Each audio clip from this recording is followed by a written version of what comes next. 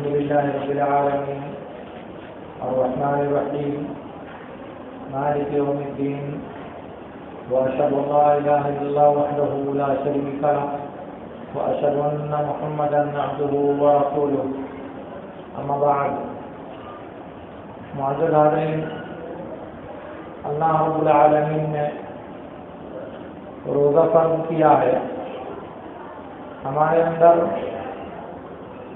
تقویٰ کی صفت پیدا کرنے کے لیے، جس سے ہمارے نفس کی تربیت ہوتی ہے اور جس سے نفس آلائشوں اور گندگیوں سے پاک ہوتا ہے۔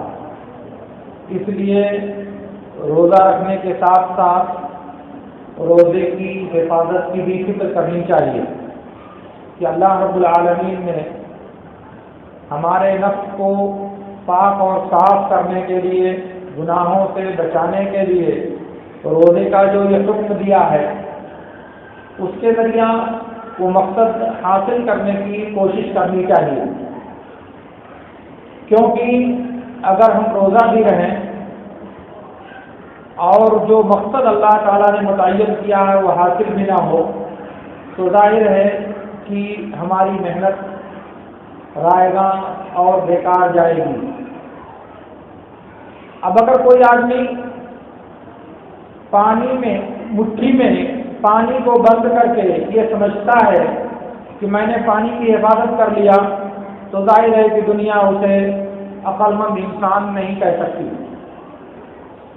اسی طرح سے اگر ہم نے بھوک اور پیاس کی شدت کو برداشت کی، دن بھر روزہ تو رکھا لیکن اپنے آپ کو اس کے مطابق ڈھالنے کی کوشش نہیں کیا اور روزے کے خلاف اور روزے کے تقاضے کے مطابق جو چیزیں نہیں ہیں ان سے اپنے آپ کو نہیں بچایا تو ظاہر ہے کہ ہمیں اس سے کچھ حاصل نہیں ہوگا۔ اسی لیے اللہ کے نبی صلی اللہ علیہ وسلم نے فرمایا، جیسا کہ سنن ابی داؤد وغیرہ کی روایت میں ہے، رب صائم لیس له من صيامه الا الظمأ ورب قائم لیس له من قیامه الا السہر۔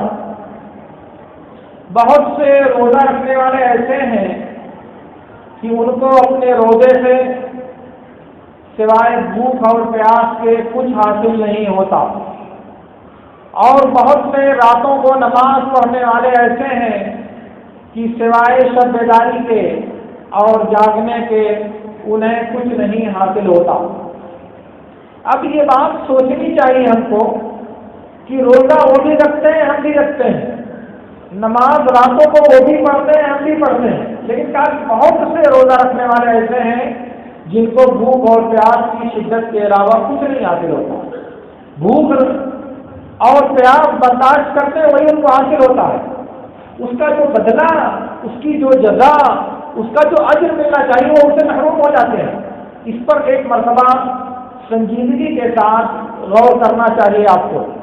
بخاری اور ابو داؤد وغیرہ کی روایت میں ہے، اللہ کے نبی صلی اللہ علیہ وسلم نے فرمایا، من لم يدع قول الزور والعمل به والجهل فليس لله حاجة في ان يدع طعامه وشرابه۔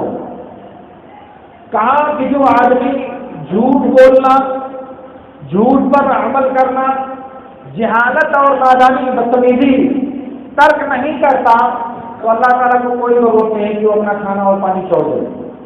اللہ تعالیٰ کو کوئی ضرورت نہیں ہے کہ وہ اپنا کھانا اور پانی چھوڑ دے۔ اس کا مطلب یہ ہوا کہ جیسے بھوک اور پیاس کی شدت برداشت کی جاتی ہے ویسے ہی روزہ زبان سے بھی رکھنا چاہیے، ہاتھ اور پیر سے بھی رکھنا چاہیے۔ جھوٹ، غیبت، چغل خوری، واہیات پن، بیہودہ گوئی، بدتمیزی کی باتیں، یہ ساری چیزیں جو ہمارا معمول ہیں، کیا روزے کی وجہ سے کبھی ہم سوچتے ہیں کہ یار اس کو نہیں بولنا چاہیے، اس کو نہیں کہنا چاہیے، اس کو نہیں کرنا چاہیے، کیونکہ کہیں ایسا نہ ہو کہ اس کی وجہ سے روزہ ڈوب جائے، کہیں ایسا نہ ہو اس کی وجہ سے ہماری مشقت برباد ہو جائے۔ یہ بات سوچنا چاہیے ہم کو اور آپ کو، اور اپنے روزوں کی حفاظت کی کوشش کرنی چاہیے، کیونکہ یہی کمال نہیں ہے کہ آپ نے کما لیا. یہی کمال کی بات نہیں ہے کہ آپ نے ڈھیر سارا مال جمع کر لیا.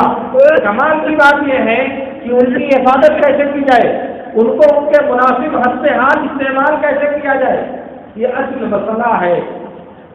اس لیے روزہ رکھنے کے ساتھ ساتھ بہت لوگ روزہ رکھنے والے روزے کے اجر سے محروم ہوں گے, روزے کے ثواب سے وہ محروم ہوں گے. ہم کو بھی ایک مرتبہ بیٹھ کر کے اپنے گریبان میں جھانک کر کے یہ محاسبہ کرنا چاہیے ہم اپنے نفس کا, کہ کہیں ایسا تو نہیں کہ ہم بھی انہی لوگوں میں سے ہیں جن کو بھوک اور پیاس کے علاوہ کچھ نہیں ملے گا. کہیں ہم بھی تو انہی لوگوں میں سے نہیں ہیں جن کو رات بھر جاگنے کے علاوہ, شب بیداری کے علاوہ اور کوئی چیز حاصل نہیں ہوگی. یہ بات سوچنی چاہیے. آخر نبی صلی اللہ علیہ وسلم نے اتنی بڑی بات کیوں کہی ہے؟ اسی لیے تاکہ ہم جیسے بھوک اور پیاس سے روزہ رکھتے ہیں ویسے ہی جھوٹ, چوری, بےایمانی, غیبت, چغلخوری, گالی گلوچ اور دوسری بدتمیزیوں سے بھی روزہ رکھیں. اپنے زبان, اپنے دماغ, اپنی نظر اور اپنے دل کی حفاظت کریں, تب جا کر کے اس کا فائدہ ملے گا. ورنہ بھوکے رہ رہے ہیں, پیاسے رہ رہے ہیں, سب برداشت کر رہے ہیں, ادھر کو گالی دے دیا, ان کا مذاق اڑا دیا, ان کی کو بے آبرو کر دیا, ان کا سامان بےایمانی کر لیا, ان کا مال کھا لیا, ان کا ہڑپ کر لیا, ان کا حصہ ناجائز. کیا ہوا؟ کون سی تربیت دیا روزے نے آپ کو؟